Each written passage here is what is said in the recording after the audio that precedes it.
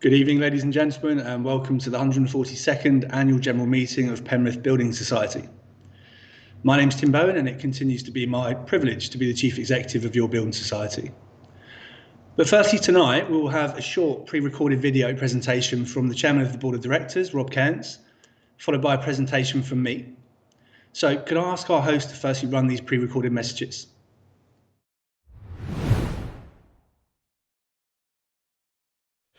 Good evening, ladies and gentlemen, and welcome to the 142nd Annual General Meeting of Penrith Building Society.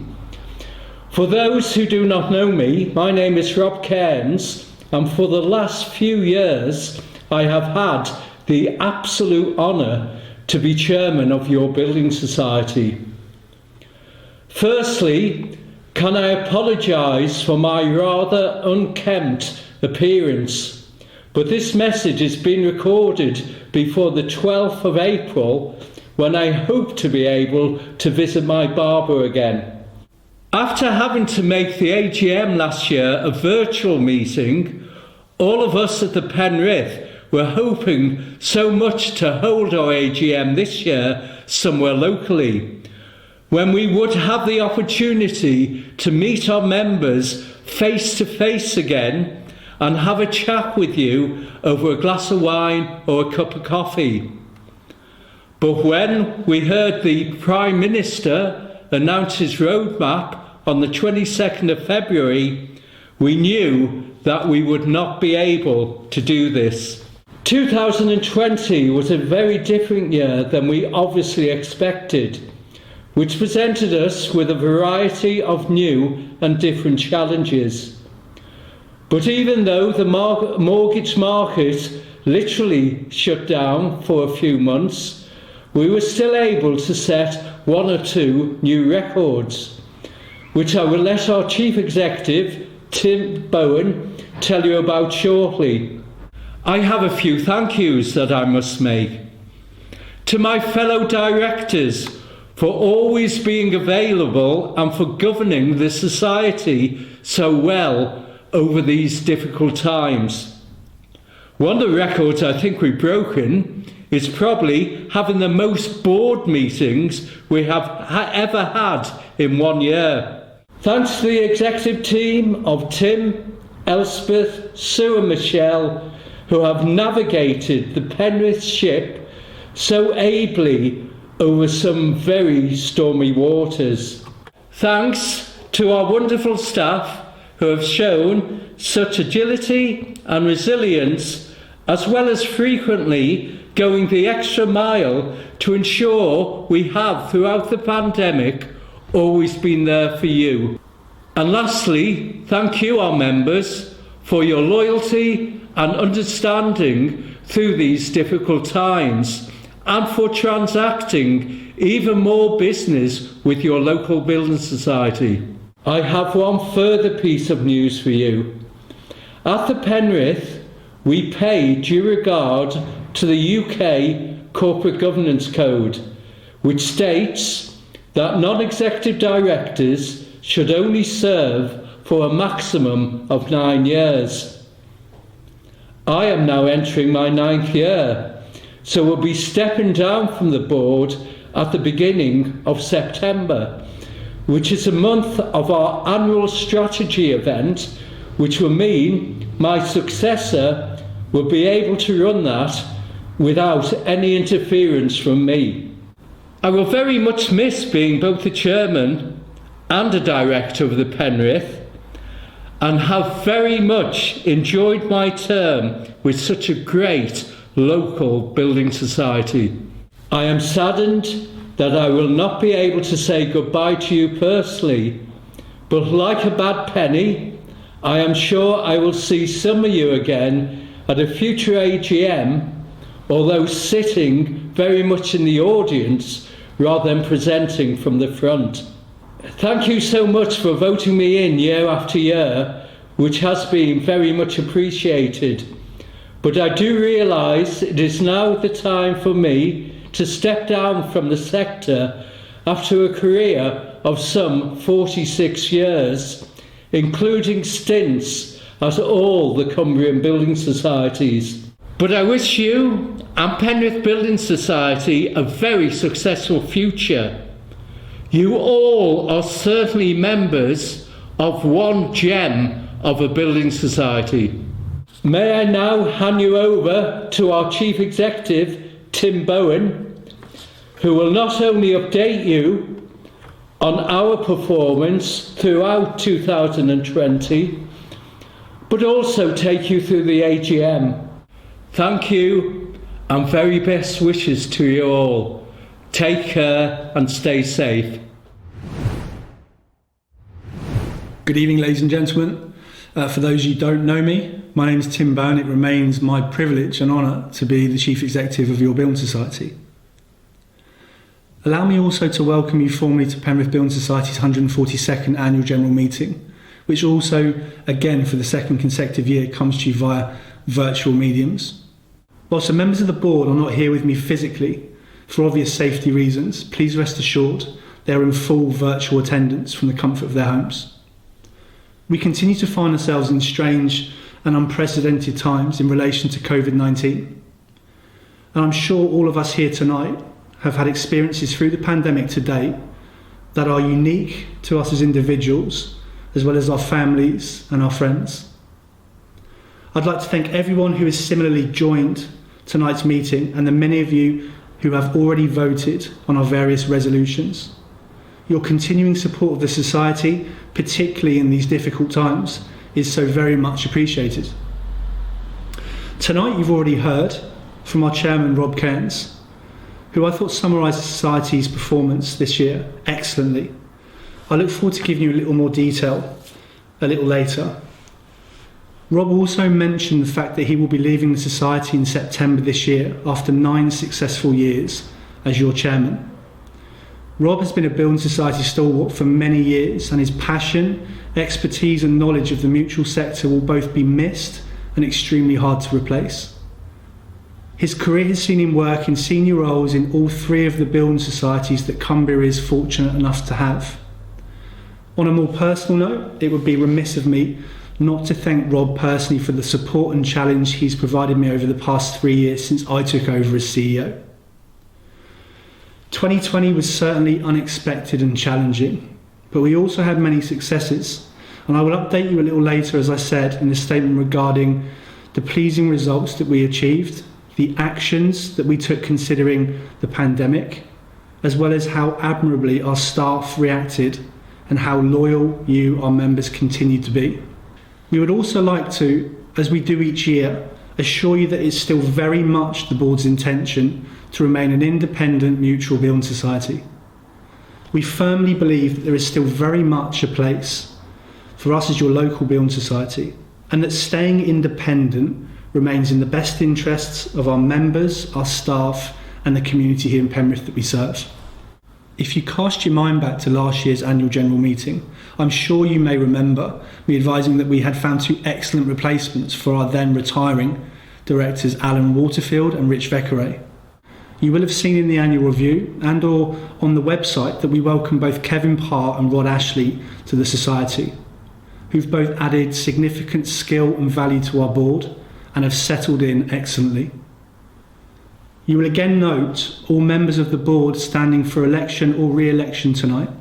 This remains as a result of the Society's decision to ensure it pays due regard to UK Corporate Governance Code, and all directors will continue to stand for re-election on an annual basis. Both I and the board strongly recommend that you vote for all directors who stand tonight for re-election or election for the first time. It would also be remiss of me if I did not take a moment to thank my executive team and the wonderful members of staff that we have at the Building Society. They have gone and continue to, more than ever before, go the extra mile to ensure we continue to deliver the required service and standards that you, our members, should expect throughout this prolonged period of uncertainty. Regarding the performance of the Society in 2020, let me first say that your Building Society remains a great business, and I'm so proud of what the team achieved in the last year. When considering the challenges associated with the COVID-19 pandemic, I'm pleased to be able to report that we produced growth in total assets of 7.49%, which took our assets to £121.8 million. Much of the asset growth last year was seen on the liability side of the balance sheet, with liquidity increasing due to virtual closures within the mortgage market and the initial lockdown stages. And that was coupled with the Society's cautious re-entry back into the mortgage market when that began to open back up. I'm also pleased to be able to report that we saw strong year-on-year growth in the Society's profitability, which saw the Society's post-tax profits increase to £242,057. Other key financial measures are contained within the annual report and accounts, as well as in your annual review. May I say that I'm extremely pleased with the set of results the Society produced in 2020. In 2020, we continued to focus on our staff's well-being, winning the Silver Award for Better Health at Work. This was no mean feat considering the operational changes that we were forced to take as a result of the pandemic, but it does show how actively the staff adopted the principles that we put in place to ensure well-being. In addition, we made an unpublicised donation of £5,000, split equally between 4 local schools and the Salvation Army. The purpose of this donation was to help families around the Penrith area who needed support through the festive period and beyond. These type of actions for me just sum up perfectly what it is to be a mutually owned building society in a local community. A society that acts in the interests of its members and the community that it serves, but more so especially when considering that this donation was a staff-driven initiative. In relation to the Society's key strategic objectives, these remain relatively unchanged in comparison to last year. It's important that we all understand that whilst there is some light at the end of what has been a fairly long tunnel to date, we must continue to ensure we take the relevant actions to ensure the protection of our staff, you the members, and the Society itself. I continue to believe that when we find ourselves in times like these, we should continue to provide high levels of understanding, empathy, and expertise to ensure that we provide you with the support, the experience, and the advice that you both expect and deserve. I certainly hope that we can all soon get back to leading normal lives together. I also very much look forward to a day when we can enjoy a glass of wine and share some thoughts at a physical AGM. But as always, thank you for your continuing support of the Society, and I wish you, your families and your friends continued health, continued safety, and the very, very best. Thank you.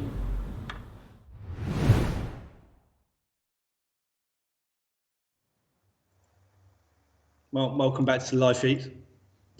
Due to the nature of the platform we're using to host this AGM, I will be chairing the meeting this evening. But, as noted earlier, the chairman of the board and the other directors are all in attendance virtually from the safety of their homes. Regarding voting tonight, any eligible member attending this meeting who has not yet voted will be able to do so online at any point during this meeting until I announce the deadline. It's your prerogative as to when you choose to cast your vote. However, rest assured that once you have submitted your vote will be counted. If anyone wishes to ask a question, you can do so at any point up to agenda item 7, the Q&A section, by clicking on the yellow question mark icon that says I have a question.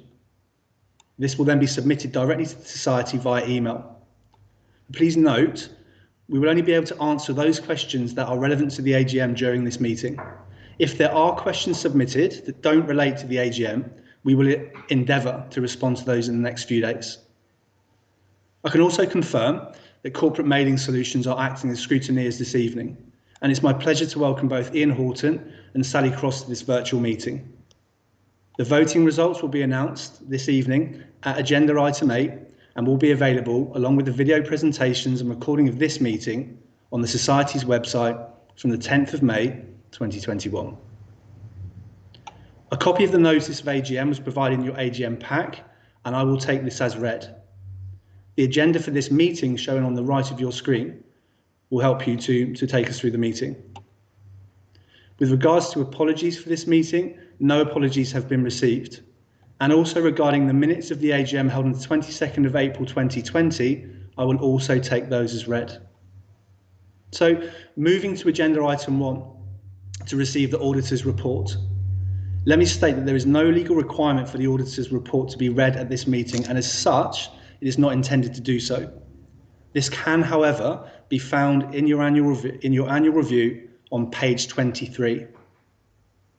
With regard to the next items on the agenda, under Rule 35(6), as chairman of this meeting, I wish the votes in respect of the resolutions.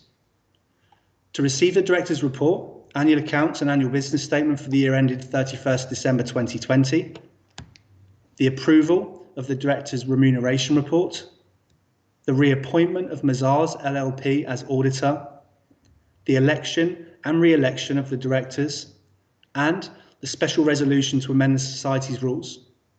I'd like these to be taken as a poll. Any eligible member who has not yet voted can do so at any point during the meeting, again until I announce the deadline as mentioned earlier. I'd also like to add that 5,832 voting forms were sent out this year, and that 651 correctly completed forms have been returned by post and online. This year, I'm really pleased to say the Society will be making a donation in respect of each vote cast split between this year's nominated charities. These charities are Eden Animal Rescue, the Calvert Trust, and Eden Riding for the Disabled. So moving to agenda item 2, that being to receive the director's report, annual accounts, and annual business statement for the year ended 31st December 2020. A copy of the annual review of 2020, incorporating the summary financial statement, has been sent to every qualifying member in compliance with the Society's rules and the Building Societies Act 1986 as amended.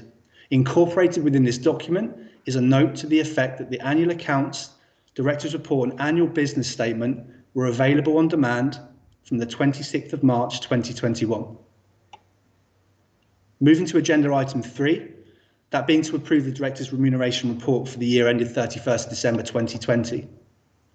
Again, as recommended by guidance issued in respect of good corporate governance, the Society is again holding an advisory vote by the members on the director's remuneration report. This report is also included on your annual review in pages 21 and 22.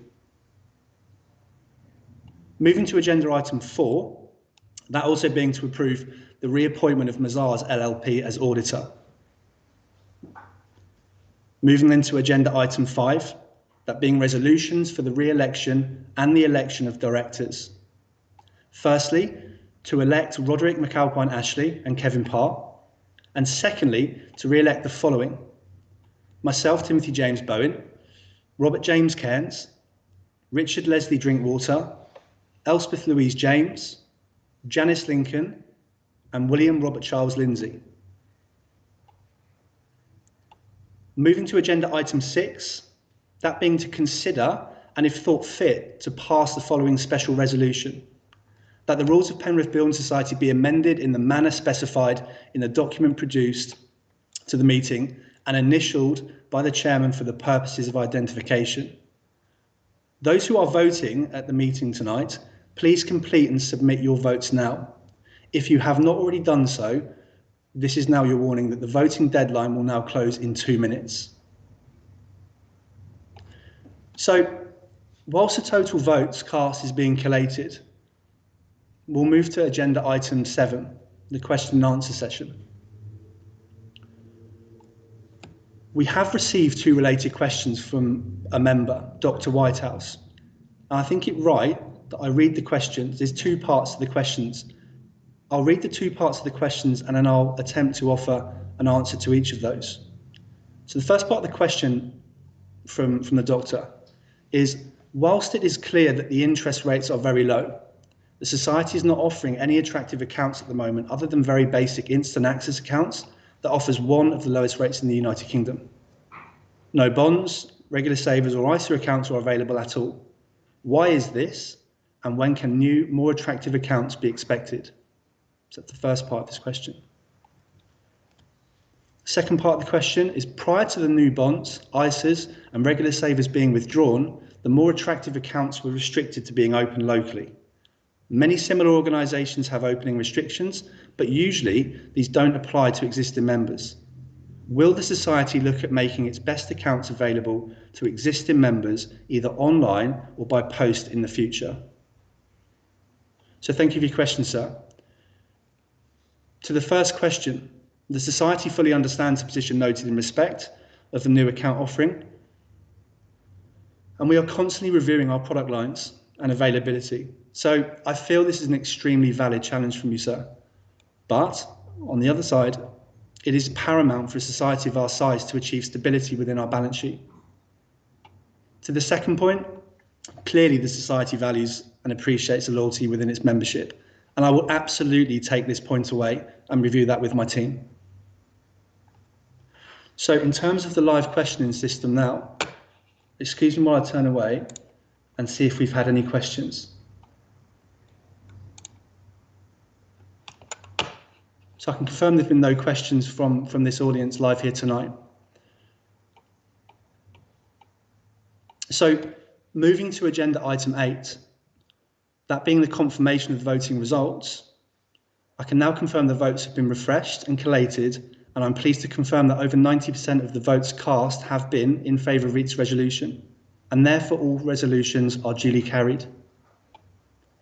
Moving to agenda item 9, close of the meeting, can I thank you all for attending this evening?